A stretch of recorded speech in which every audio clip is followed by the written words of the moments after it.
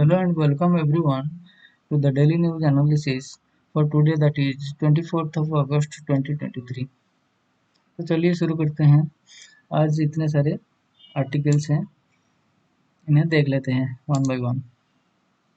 ये सारे आर्टिकल्स हैं, देख लेते हैं। पहला जो आर्टिकल है, India lights off the dark side of the moon.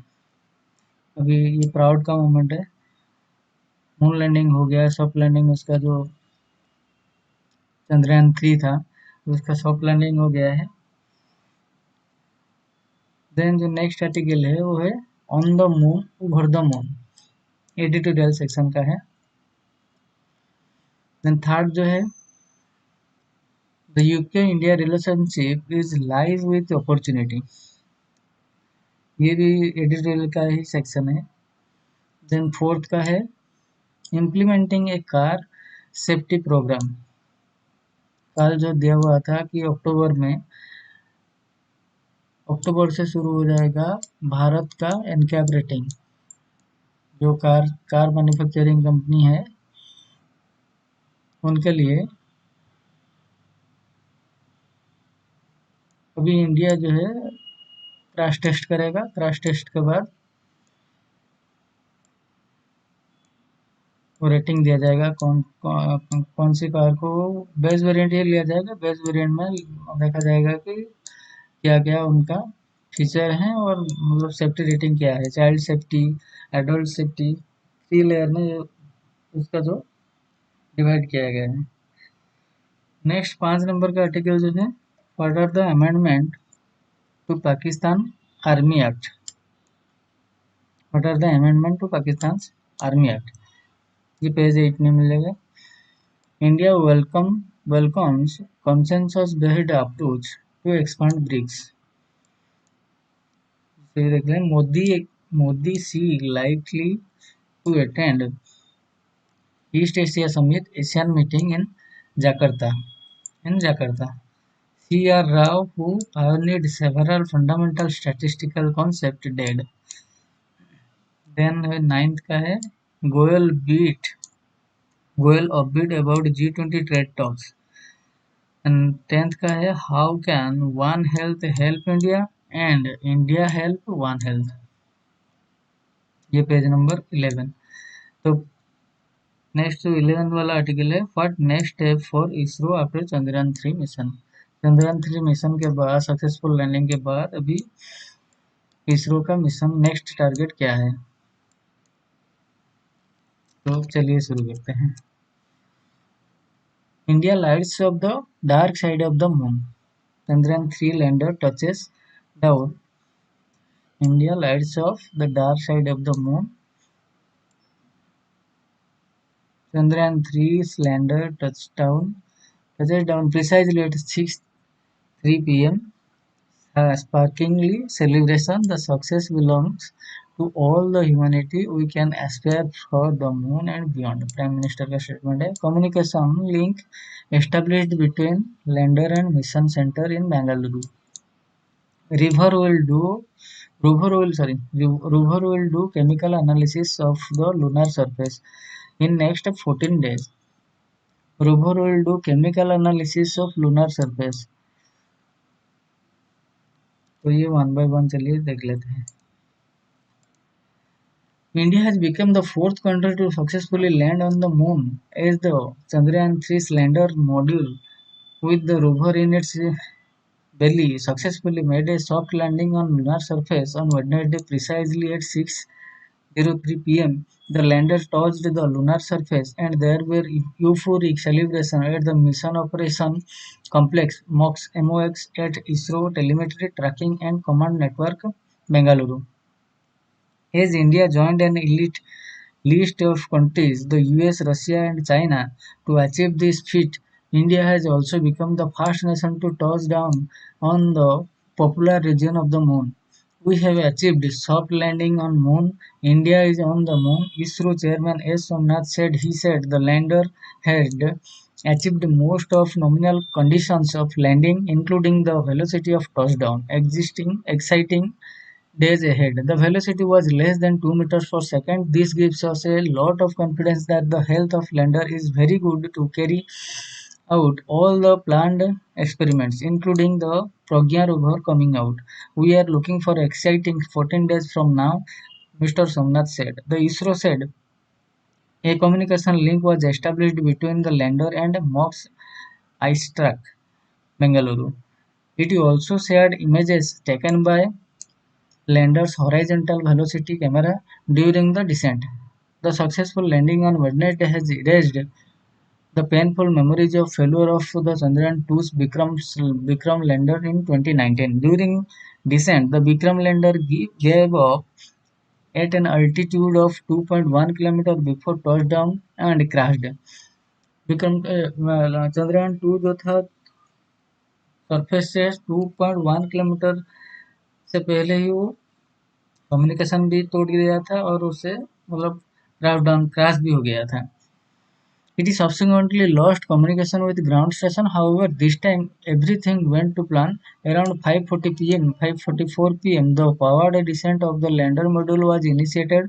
The powered descent is divided into four phases: rough braking phase, altitude hold phase, fine braking phase, and a terminal descent phase. Vikram completed each of these phases seamlessly, and 19 minutes later, at 6:03 p.m., the lander made a safe and soft landing on the moon. Following the successful landing, Prime Minister Narendra Modi addressed the nation from South Africa and said India's successful moon mission was not India's alone. This is a year in which the world is witnessing India's G20 presidency. Our approach of one earth, one family, one future is resonating across the globe. This human-centric approach that we represent has been welcomed universally. Our moon mission is also based on the same human-centric approach. He added that this successful belonged this success belonged to all humanity and it would help moon mission by other countries in the future. I am confident that all countries in the world, including those from the global south, are capable of achieving such feats. We can all aspire for the moon and beyond, he said. India has reached the south pole of the moon where no country could reach to date with the dedication and talent of our scientists, Mr. Modi said. तो ये था पहला article moon के regarding, मतलब चंद्रयान 3 जो land हुआ है उसी के रिगार्डिंग. तो चलिए दूसरा आर्टिकल जो है इसका वो चेक कर लेते हैं. ये वाला सेक्शन जो है एडिटोरियल सेक्शन है. On the moon, over the moon, Chandrayaan 3 signals the launch of the India's time in space explorations. चलिए देख लेते हैं इसे. At 5:40 p.m. on August 23, the Chandrayaan-3 lander was a 1.7-ton hunk of metal, plastic, and glass feeding in an orbit some 30 kilometers above the moon. At 5:40 p.m. on August 23, Chandrayaan-3 lander was a 1.7-ton hunk of metal, plastic, and glass feeding in an orbit some 30 kilometers above the moon. But in the next 23 minutes, it had made history by slowing down, righting itself, and guided by a suite of sensors and actuators, gently descending to the moon's surface. As it touched down shortly after 6 p.m., people gathered at the various Indian Space Research Organization centers and across India were jubilant. India is only the fourth country in history to have soft-landed a spacecraft on on the moon, and the first to have done so in Moon's south polar region. The feat illustrated a simple fact of complex space flight missions by virtue of their enormous hunger for resources, but at the same time capacity for caprice. Succeeding at them indistinguishable from a from from a triumph of human will. This is that is why they are capable of galvanizing people as Chandrayaan 3 has now done for India. The immediate implications of Chandrayaan 3 lander now sitting on the moon is that ISRO took away the right lessons from the failure of the preceding missions Chandrayaan 2 in September 2019. As Chandrayaan 2 lander was 2.1 kilometers above the lunar surface, ISRO lost contact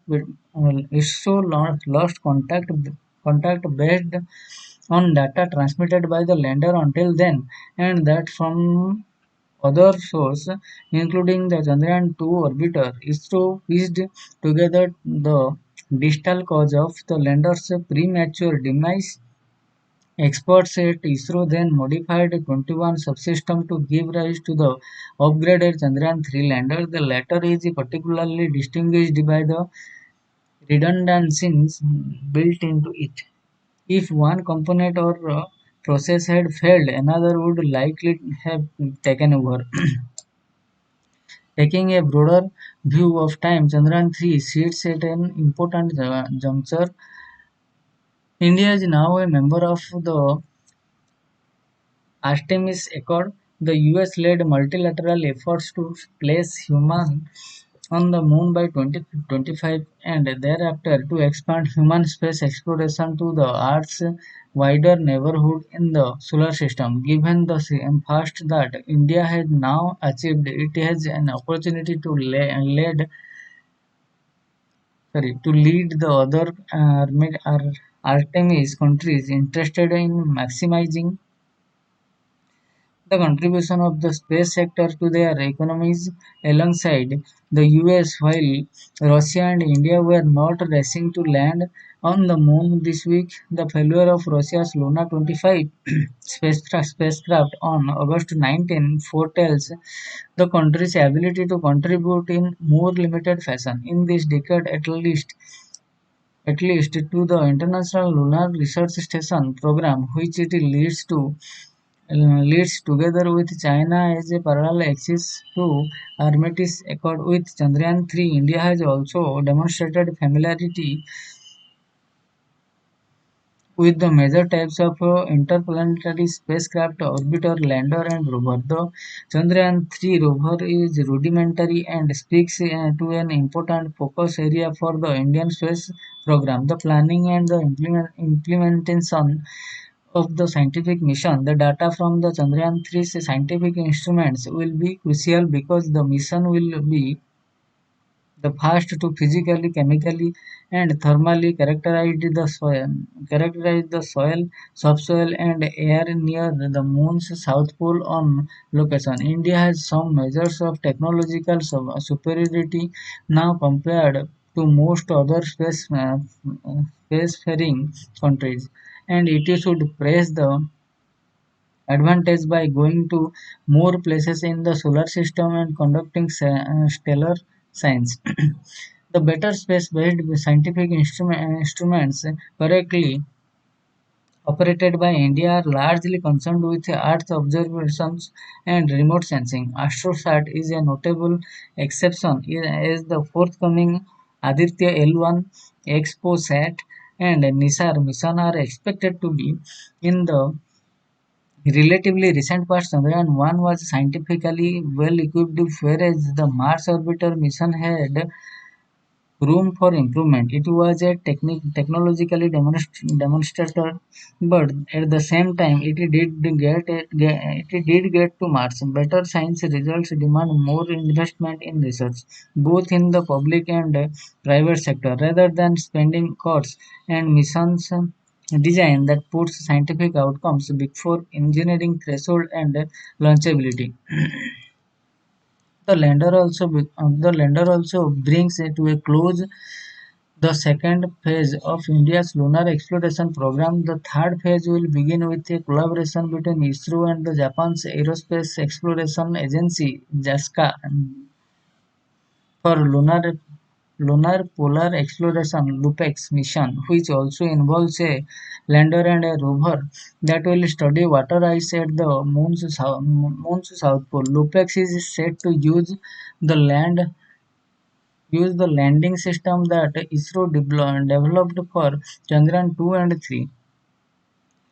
This is an important reason why the failure of surface component of the Chandrayaan-2 mission placed its successor under great pressure. It is notable that this is the gear that Russia was to provide for Chandrayaan-2 but could not in the aftermath of its ill-fated Phobos grunt mission in 2011, promoting ISRO to develop one on its own. Finally, ISRO is on a roughly fixed path vis-a-vis future mission from which deviations such as those as a result of Chandrayaan-2 and COVID-19 pandemic, but also sluggish production of rocket after are financially and politically expensive. The success of Chandrayaan-3 gives ISRO the confidence to graduate to the next step satellites powered by electric motors, quantum communications, human space flights, reusable launch vehicles, planetary habitations, and interplanetary communications, to name a few.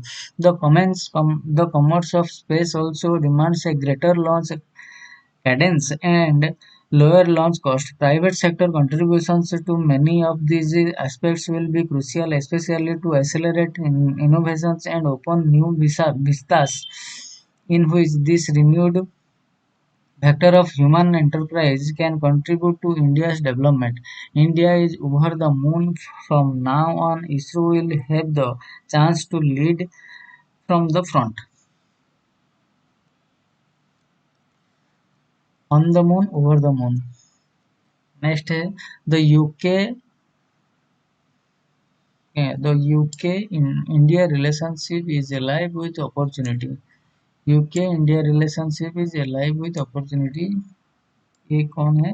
केमी Badenoch is United Kingdom's Business and Trade Sector Secretary.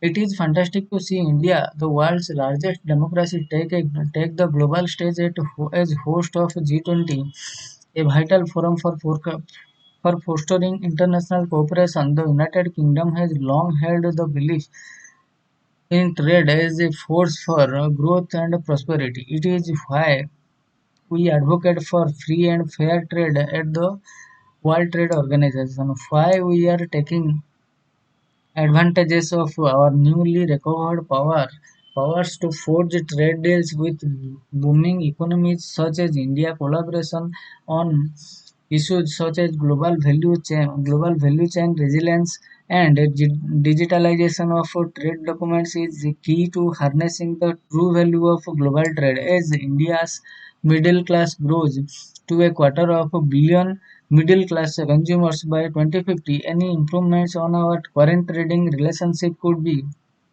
a huge boost for UK business. It is no secret that UK and India share a thriving trade relationship which was worth $36 billion. $36 billion in 2022. New figures from UK's Department for Business and Trade reveal that India retained its position as UK's second largest source of investment project in the last financial year, with 118 new projects creating 8,384 new jobs across the UK. And importantly, our trade and investment relationship goes both ways. In fact, as India's sixth largest investor between April 2000 and March 2023, the UK has invested $34 billion in India in foreign direct investment. UK companies are also creating jobs and growth opportunities. There are 618 UK companies in India with a combined turnover of around $50 billion, employing about 4,66,640 people directly as of 2021. Though ambitious FTA, a strong partnership. While in India, I will be meeting with Commerce Minister Piyush Goyal to discuss progress on an ambitious free trade agreement which could boost our bilateral trading relationship even further. The UK has proven we can negotiate ambitious trade deals, and I want to move at pace to secure a deal with India. But there are still complex talks ahead on areas including goods, service, and investment, all of which will take time. What we want is a deal that is fair works, fair works for both sides and benefits in business. And our business relationship is going from strength to strength. Just last month, the UK was chosen as the home of Tata Group's first gigafactory outside India in a move set to create thousands of jobs and bring a huge boost to the UK's automotive sector. And I am pleased to be meeting with Tata Chair Tata Chair Natarajan Chandrasekharan following their 4 billion investment while I am here. But the but the UK and India's strong partnership extend far beyond trade and investment into culture, sport, education and tourism too. To borrow a phrase from Narendra Prime Minister Narendra Modi, there is very much a living bridge between our nations. You only have to look at our shared love of Bollywood to see this in action. As one of Bollywood's largest audience outside of India, the UK has featured in some of Bollywood's iconic films such as Kabhi Khushi Kabhi Gum, which was shot in around London's St Paul's Cathedral and Blenheim Palace in Oxfordshire and remains a popular filming destination today. Blockbuster Bade Mian Chote Mian was filming in the Scotland's Speculator Highlands earlier this year. A vibrant India diaspora of over 1.6 million people makes a significant contribution across all walks of life in the UK, from education through to the workforce, with Indian students making up one of the UK's largest group of international students. Marketing campaign. That is why I am proud to announce that the UK is launching Alive with the opportunity, a 1.5 million euro marketing campaign designed to showcase the tremendous bond between our countries and build on the continuous exchange of people, ideas, and culture. As part of UK's ambitious to double trade with India by 2030, the campaign aims to stimulate interest and demand for UK's goods and services, increase the UK's ability to grow their business through the trade with India, and attract new Indian inward investment over the course of the new no, sorry next year. You can expect to see a celebration of business, trade, and cultural and sporting links between the UK and India across billboards, shining a light on this relationship, which is very much alive with opportunity.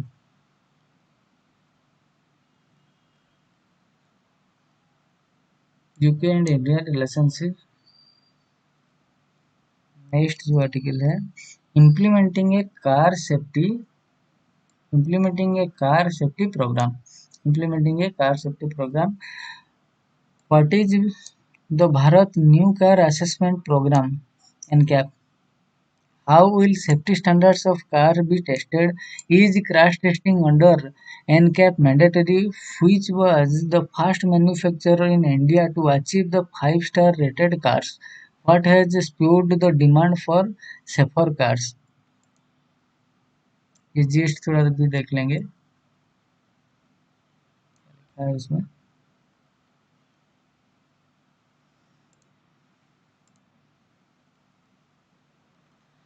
The Ministry of Road Transport and Highway has rolled out an indigenous star rating system for crash testing cars under which vehicles will be assigned between 1 to 5 star, indicating their safety in a collision.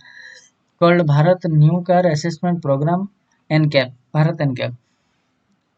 The rating system will be voluntary and will come into effect from October 1, 2023. What is Bharat NCAP? Under the Bharat NCAP, cars voluntarily nominated by the automobile manufacturers will be crash tested as per protocol laid down in the soon to be published automotive industry standard 197. The program is applicable to passenger vehicle with not more than 8 seats in addition to the driver's seat with gross vehicle weight not exceeding 3,500 kg. Only the base model of the particular variant will be tested. Cars will be assigned a rating between 1 star to 5 star after being evaluated on three parameters. One is adult occupant protection, child occupant protection, and safety assist technology present in the car. The first two parameters will be calculated with the help of three different kind of tests, which include a frontal offset test where a vehicle is driven at 64 km and with 40% overlap into a deformable barrier which represents the oncoming vehicle, which replicates a crash between the two cars of the same weight. Other tests are the side impact test at 50 km per hour and the pole side impact test where a car is crashed into a rigid pole sideways at 29 km per hour. Though a Bharat NCAP is voluntary, in certain cases cars may be subjected to a crash test such as for a base model or base model of a popular variant, minimum clocked sale of 3,000 units, or when the Ministry of Road Transport and Highways recommends a model for testing based on market feedback or in the interest of public safety. Officials of the Ministry of Road Transport and Highways says that automobile manufacturers have offered a total of 30 car models for crash testing under Bharat NCAP without revealing the name of the auto companies willing to participate. The objective of the program is to help consumers make an informed decision before purchasing a car, thereby spurring demand for a safer cars. India sees nearly 1.5 lakh road fatalities in a year, accounting for 10% of death due to road crashes globally, with only 1% of the world's vehicle. According to a World Bank study, road crashes are estimated to cost the Indian economy between 5 to 7% of GDP a year. How has Bharat NCAP evolved? The testing protocol adopted by the Bharat NCAP are modeled on the global NCAP, which is a project of UK-based NGO towards Zero Foundation. It serves as a platform for cooperation among new car assessment programs worldwide, including countries such as the US, which is the world's oldest crash testing regime since 1978. The NGO launched a Safer Car for India campaign in 2014 when it released the country's first independent crash test covering the Suzuki Maruti Alto 800, the Tata Nano, Ford Figo, Hyundai i10, and Volkswagen Polo. All but one of the five models failed the test at 550. All but one of the five models failed the test at 56 km per hour and all scored 0 star at 64 km per hour with no airbags. The Swift also scored 0 star but a separate test of a version sold in Latin America with airbags scored 3 star, which demonstrated the model's potential for improvement according to the Towards Zero Foundation. Since then, more than 50 results have been published for the Indian market. In 2018, Tata achieved India's first 5-star cars, and now manufacturers are competing to obtain 4 and 5-star results and using rating in their marketing. And there has been a sharp fall in the number of 0-star model in the Indian market. According to David Ward, Executive President World Zero Foundation, the launch of Bharat NCAP on Tuesday is on the back of a slew of road safety regulation over the past few years, including mandatory dual front bags, anti-lock braking system, seat belts, reminder, and reverse parking sensors. What is the way forward? India will need to develop its crash testing capabilities and knowledge expertise for Bharat NCAP program to be implemented meaningfully, such as a software system wired to the dummies placed inside a car to assess the nature and extent of injuries to analyze scores over the years. India will also have to align Bharat NCAP with global standards by expanding testing parameters. For example, the US NCAP also includes a rollover test which tests whether a vehicle is vulnerable to tipping up on the road in a severe maneuver. Japan's NCAP covers electric shock protection performance after a collision, performance of neck injury, protection in a rear end collision, passenger seat belt, reminder evaluation of pedestrian protection technology. Apart from preventive safety performances such as autonomous emergency braking system, lane departure prevention system, rear view monitoring system, and pedal misapplication among others.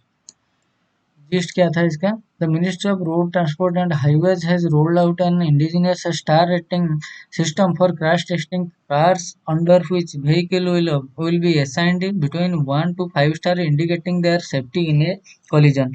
Though Bharat NCAP is voluntary in certain cases, car may be subjected to a crash test, such as for a base model of popular variant minimum clocked sale of 30,000 units. The testing protocols adopted by Bharat NCAP are modeled on the Global NCAP, which is a project of the UK-based NGO towards the Zero Foundation.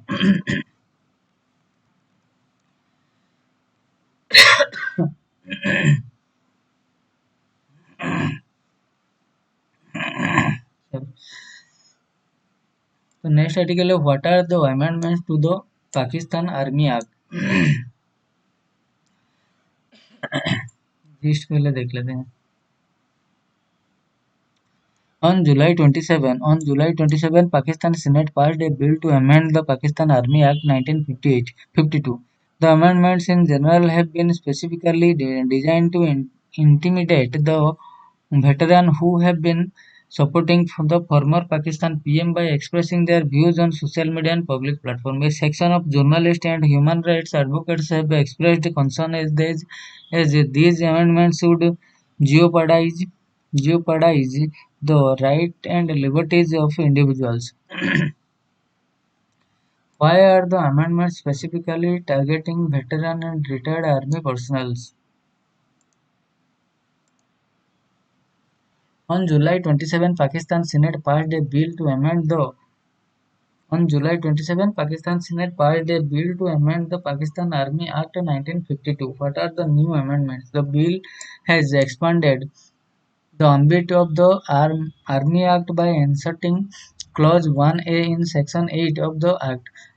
With this change, the Act will include civilians working in entities affiliated with or controlled by the Pakistan Army, like the Fauji Foundation, Army Welfare Trust, Fauji Urea, Fuji Cement, etc. The bill has added two new sections to Section 26 of the Act. Section 26A of the unauthorized disclosure states that if any person who is or has been subject to this Act discloses or pledges to be disclosed any information acquired in an official capacity which is or may be prejudicial to the security and interest of Pakistan, or the armed force of Pakistan shall be guilty of an offence, and on conviction by the court constituted under this Act, be punished with rigorous imprisonment for a term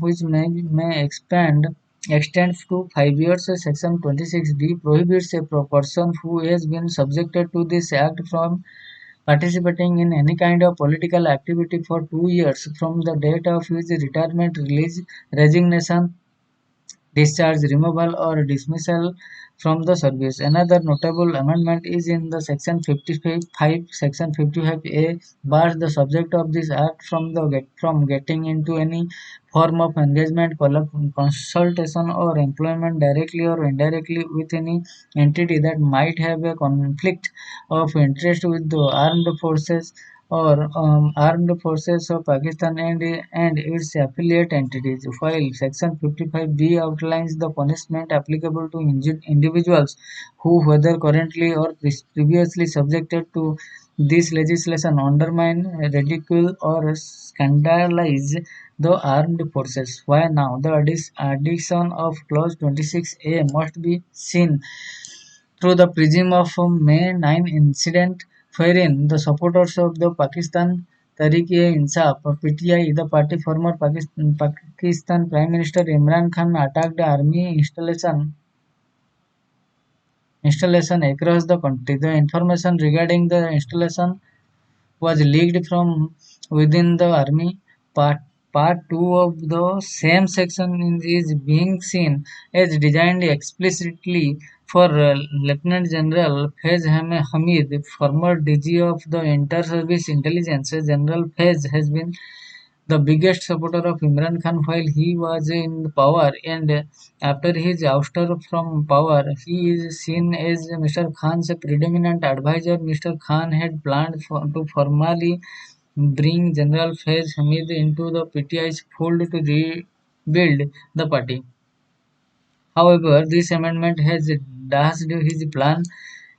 The amendments in general have been specifically designed to intimidate the veterans who have been supporting the former Pakistan Prime Minister by expressing their views on social media and public platforms. The changes proposed in the bill are not just about strengthening the power of the army chief and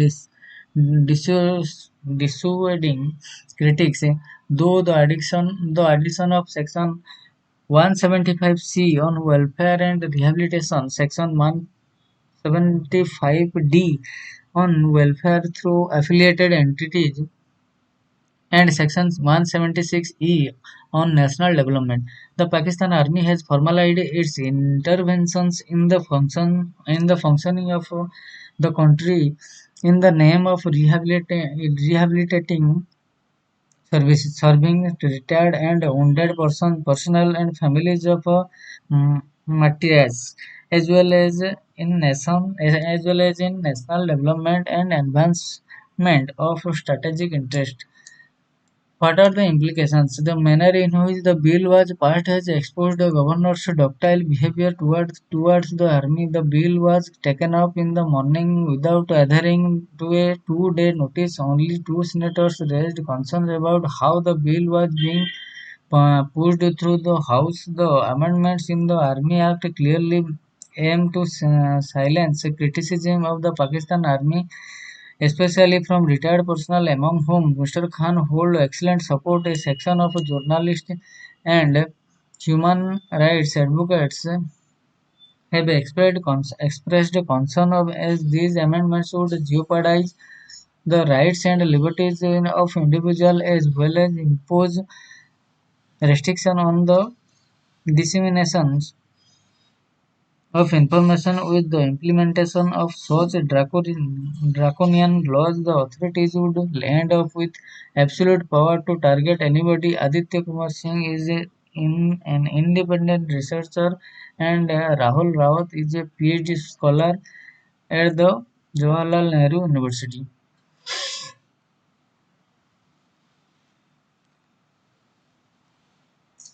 So next, India welcomes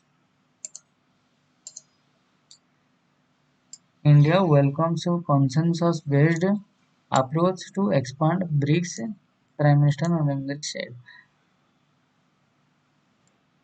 One of the main topics at the BRICS is Russia's quest to create an alternative to G7-driven global political economic model. However, unlike their counterpart in Russia and China, India officials have not spoken aggressively for the de-dollarizations. Narendra Modi, second from right with other BRICS leaders during the retreat meeting in the Johannesburg on Wednesday. India welcomes the expansion of a BRICS grouping through a consensus-based approach, Prime Minister Narendra Modi declared in Johannesburg on Wednesday, addressing the plenary session of the 15th BRICS summit in the historic South African city. He urged member states to take advantage of India's digital solution and to work for the welfare of the global South. The current BRICS members are Brazil, Russia, India, China, and South Africa. Current BRICS members are Brazil, Russia, India, China, and South Africa, whose names make up the group's acronyms. 125 countries participated in the Global South Summit that were organized this January. We have proposed that the African Union should be made a member of G20 of the G20. I am confident that all BRICS partners will support these ideas. India fully supports the idea of expansion of the membership of the BRICS and welcomes a consensus-based process, Mr. Modi said. Global South Focus. The plenary session was also attended by Brazilian President Luiz Inácio Lula da Silva, Chinese President Xi Jinping, and the host South African President Cyril Ramaphosa, alongside other delegates.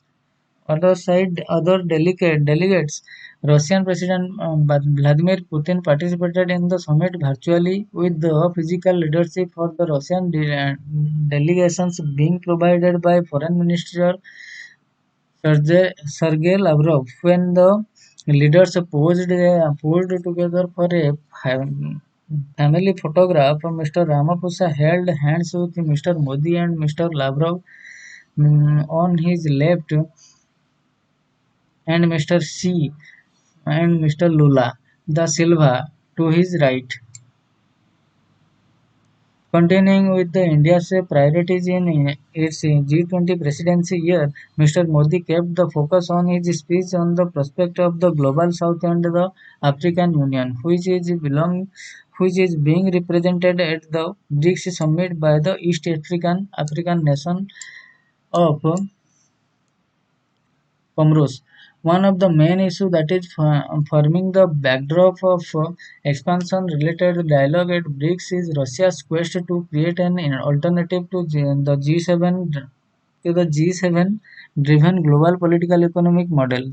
This has acquired urgency since the Western nation unleashed economic sanctions against Moscow after Mr. Putin launched the war against Ukraine in February 2022. This process has also drawn from India's demand for changes in global multilateral system to make them more responsive to the need of the global south. However, unlike their counterparts in Russia and China, India officials have spoken aggressively for de-dollarization, though New Delhi has entered into local currency agreement with a few trading partners like UAE.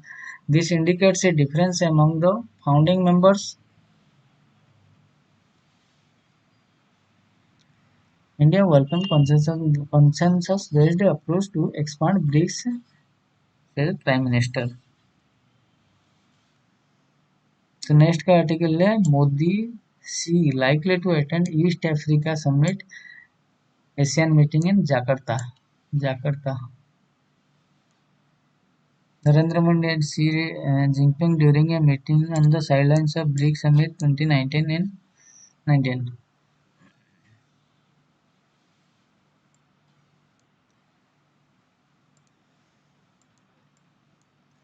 Close on the heels of the BRICS Summit, Prime Minister Narendra Modi and Chinese President Xi Jinping could come face to face again if both leaders decide to attend the East Asian Summit and other meetings with the ASEAN Association of Southeast Asian Nations, a bloc of countries in Indonesia in September. According to the sources, Mr. Modi is now considering plans to fly to Jakarta for a very short visit on September 6 to return to India on September 7, just prior to G20 summit,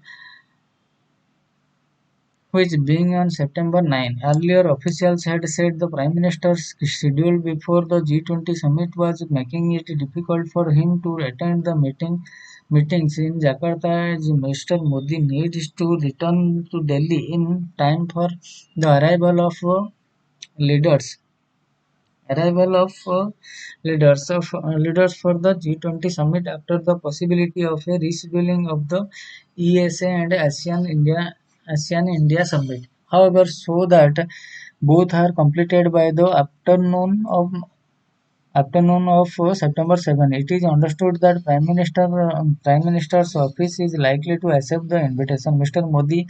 Modi's visit to Jakarta will be seen as an affirmation of India's ties with the ASEAN grouping and underline ASEAN centrality as basis for India's Indo-Pacific policy, the sources said. In addition, the trip will denote a special gesture to Indonesia, which is a member of the G20 Troika at present, and helping India with a negotiation for G20 joint declaration. Mr. Modi's decision to skip the ASEAN India Summit and ESA held in Cambodia in November 2022 was met with a considerable disappointment as it marked the milestone 30th anniversary of ASEAN-India dialogue relation where ties were raised to a comprehensive strategic partnership. The ASEAN-India summit in September is expected to give a boost to talks over reviewing the free trade agreement. While Chinese President Xi Jinping's attendance at the G20 is not yet confirmed, sources said he may now attend the East Asia Summit this year. The decision by President Xi and Mr. Modi could set the stage for a possible meeting in Jakarta, as the military commanders on the both sides have intensified efforts to resolve the three-year-old border standoff between them in Ladakh and de-escalate tension between the two countries. Meanwhile, US President Joe Biden will not attend the East Asian Summit in the White House announced on Wednesday, and US President Vladimir and US Vice President Kamala Harris will represent the US instead in Jakarta. President Joseph R. Biden Jr. will travel to New Delhi, India from September 7 to 10 to attend the G20 Leaders Summit. A White House statement said listing combating climate change issues, mitigating the impacts of Putin's war in Ukraine, and building up the capacity of the World Bank and other multilateral banks among the American president's priorities at G20. UR Rao, who pioneered several fundamental statistical concepts, did.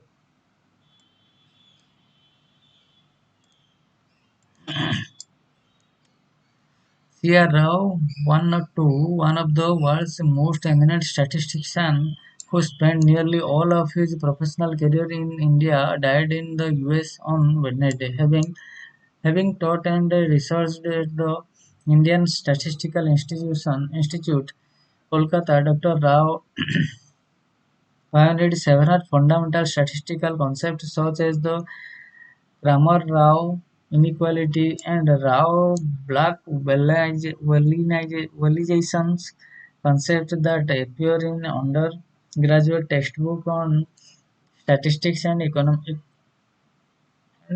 econometrics. C.R. Rao was born on September 10, 1920, and at Hadagalli in Ballari district of present-day Karnataka in a Telugu family. He joined The ISI as a student when it was set up by P.C. Mahalanobis during the early years of statistics as a subject when it was yet to be taught as a distinct subject at the postgraduate level. He was sent by Dr. Mahalanobis to Cambridge University, UK to use certain statistical techniques for anthropological analysis, and from where he earned a doctorate under the supervision of Ronald Fisher, among the pioneers of the field. Pillar of ISI. On returning to the Indian Statistical Institute in India, where Dr. Rao spent the next 40 years of his career, he conceived and established several undergraduate and graduate programs in statistics and was instrumental in establishing several bureaus of Indian Statistical Institute in the various states. Doctor Rao was also member of several government committees for the development of national statistical system, statistical education and research in India. He was a pillar of the ISI, inspiring generations of students and researchers who themselves became iconic figures like S.R. Srinivas Bardhan and K.R. Parthasarathi. He had won every conceivable award and honor. Congress spokesperson Jairam Ramesh posted on X, formerly Twitter. After his retirement, Dr. Rao moved to the US and worked at several. After his retirement, Dr. Rao moved to US and worked at several universities. Former US President George Bush conferred on him the National Medal of the Science. He was awarded India's highest honor, the Padma Bhushan and Padma Vibhushan, in 1969 and 2001 respectively. Goyal upbeat about Goyal upbeat about G20 Prayer Talks. G20 trade and investment working groups have worked hard to forge a consensus on five key priorities that ministers will now take up, says India's Union Minister of Commerce. Areas include building resilient and global value chains, WTO reforms. Commerce and Industry Minister Piyush Goyal on Wednesday expressed confidence that the G20 Trade and Investment Ministerial Summit would deliver actionable and concrete outcomes that would help the world withstand any future shocks, like the supply chain crisis witnessed in the wake of COVID-19 pandemic. The G20 is a trade and investment working groups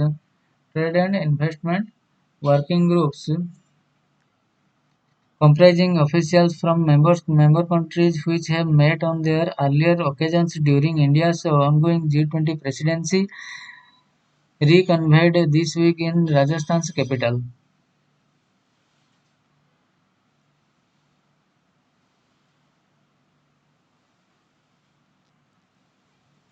The groups had worked hard to forge a consensus on five key priorities that ministers would now take up.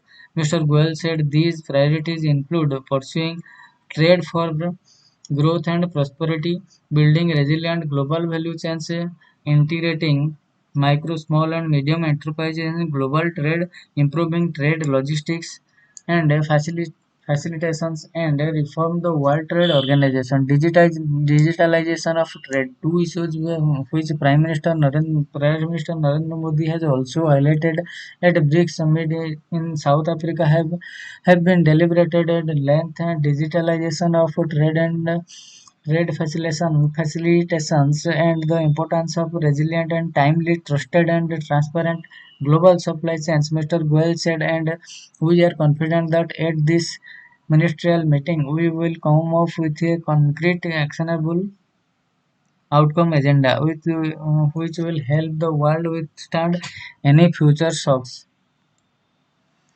The minister added. Mr. Goel also reiterated India's push for a rules-based open and inclusive multilateral trading system and said there was a need to revive the dispute resolution mechanism at the WTO that had been defunct for years. The summit, which opens with an address from Mr. Modi on Tuesday, includes representatives from the WTO and is set to include a more than 3 hour long discussions on multilateral trade for growth and reform of a trade body. Bilateral meetings are also planned with ministers from G20 nations, including the UK and Australia.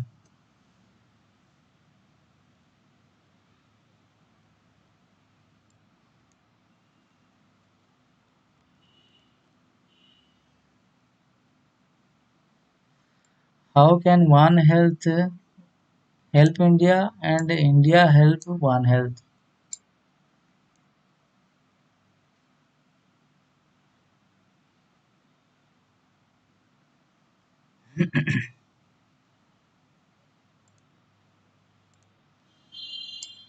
The benefits of One Health are understood in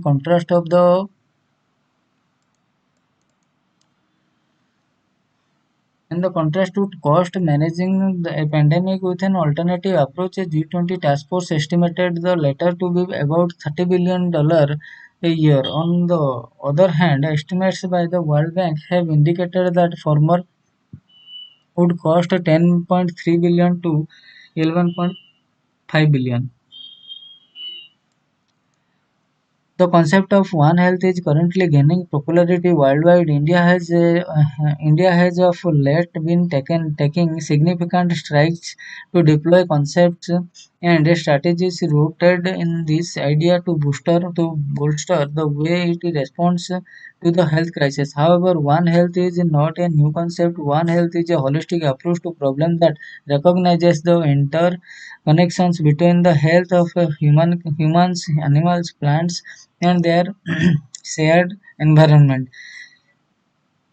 In early articulations can be found in the writings of Hippocrates 460 to 367 BC, who contemplated the relationship between public health and a clean environments. The 19th century German physician and pathologist Rudolf Virchow later wrote, between animal and human medicines there are no dividing lines, nor should there be. More recently, the eminent veterinarians James Stilly and Calvin Squitchy have campaigned the value of ecology for both animals and human health. Why is One Health special? Human population Human population growth, urbanization, and industrialization have compounded the damage of biodiversity and ecosystem. These harmful environmental changes are linked to zoonosis disease shared between animals and humans. Researchers have estimated that 60% of emerging diseases that can be infect human are zoonotics in nature. They include bird flu, Ebola, rabies, and Japanese encephalitis. In addition, humankind has also become beset by major issues of antimicrobial resistance, food safety and security, and the control of vector-borne diseases. Taken together, these issues warrant both the intersectoral management and the efficiency that characterizes the One Health strategy. One Health minimizes resource requirements across sectors, and an important way it does this is by encouraging coordination across governmental units, including the ministries of health and family welfare, fisheries, animal husbandry, dairying, environment and science and technology. Taking a One Health approach allows researchers to, for example, share their laboratories and finding and ultimately make discussions that lead to resilient, sustainable and predictable policies. The economic benefits of One Health are understood in contrast to the cost of managing a pandemic with a non-One Health approach. An assessment of G20 Joint Finance and Health Task Force estimated the latter to be around $30 billion a year. On the other hand, estimates by the World Bank have indicated that the former would cost $10.3 billion to $11.5 billion annually. Recent One Health initiative, the COVID-19 pandemic of 2020-2023, highlighted the importance of adopting a One Health approach. Since COVID-19, many interventions based on the One Health model have been launched worldwide. The Government of India established its Standing Committee on Zoonosis in 2006 under the Ministry of Health and Family Welfare. The purpose of this committee was to provide the union and the state government guidance and recommendation on challenges related to zoonosis. But the pandemic provided the real boost to this topic. India has also floated a number of initiatives in this direction. Since then, the Department of Biotechnology launched India's first consortium of One Health in October 2021. It brings together 27 organizations from several ministries and plans to access the burden of five transboundary animal disease and 10 select zoonotic diseases. The government has allocated 31 crore for 3 years to the consortium, especially for its promise of improving cross-cutting collaboration between the animal, human, and wildlife sectors. In June 2022, the Department of Animal Husbandry and Dairy, in partnership with the Bill and Melinda Gates Foundation and the Confederations of India Industry launched a One Health pilot project in Karnataka and Uttarakhand. These initiatives intended to strengthen intersectoral collaborations through capacity building with the global of improving livestock health, human health, wildlife health, and environmental health. India is also currently preparing for a wider national One Health mission to be spearheaded by the Office of the Principal Scientific Advisor. The idea behind this mission is to coordinate, support, and integrate all existing One Health initiative in the COVID-19 pandemic highlighted in the country. How can we switch? While dealing with human, animal, and environmental health together makes immediate sense of on paper, what does it entail on ground in terms of things to be implemented? The transformation process can be broken down into four major stages.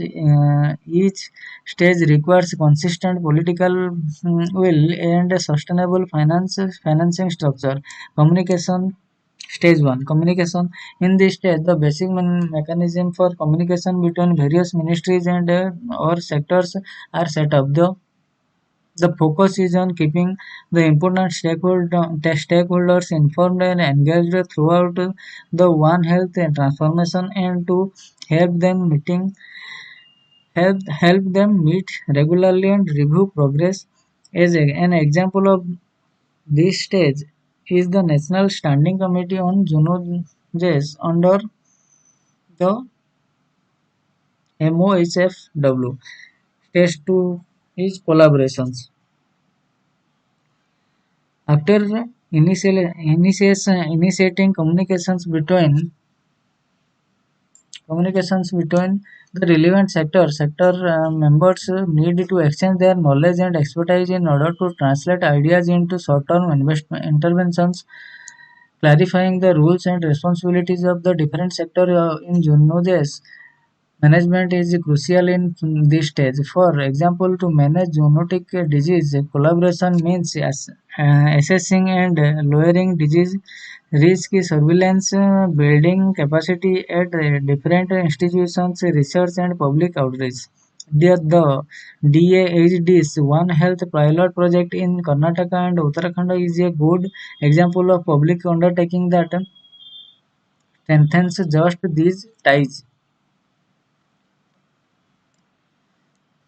Stage 3 coordination. The activities carried out during this stage are usually routine and long-term initiative to achieve One Health. In this stage are headed by the national or a sub-national agency so that it has the authority and the resources to coordinate several ministries. Ideally, the agency should have been established specifically to achieve One Health outcomes. Typical situations that call for long-term coordination include routine environmental and disease surveillance, monitoring trade across borders with respect to animals and animal products, and conducting regular awareness campaigns. India forthcoming India's forthcoming National One Health Mission would be an appropriate example of this stage. Integrations. By default, government sector and their units are designed to function vertically, and this is good for managing individual programs. However, One Health is implicitly intersectoral and existing system can't accommodate one health's goal and mechanism if it does not horizontalized. That is, it need to integrate and develop synergies between programs undertaken across various sectors. So for this stage, a policy framework that helps the relevant sector to efficiently share resources and streamline their current program in essential. India's national and subnational programs such as MOHFW's Integrated Disease Surveillance Program and DASD's Livestock Health and Disease Control Scheme are currently not integrated with other sectors, resulting in uncoordinated and ad hoc initiatives. Collaborative science. To reap all the advantages of a One Health approach, India should move beyond short-term collaboration and create an integrated science-based environment. This is a prerequisite for platforms to not just share office space but to also provide access to laboratories and biological samples to relevant researchers. Certain samples like blood, tissue, fecal matters, and effluent water are also expensive and come with ethical implications, and an integrated system that deals with them can prove especially beneficial in such a system. Researchers from various disciplines should be able to use laboratories as necessary and generate the requisite inputs will go a long way to meeting major challenges with the One Health approach.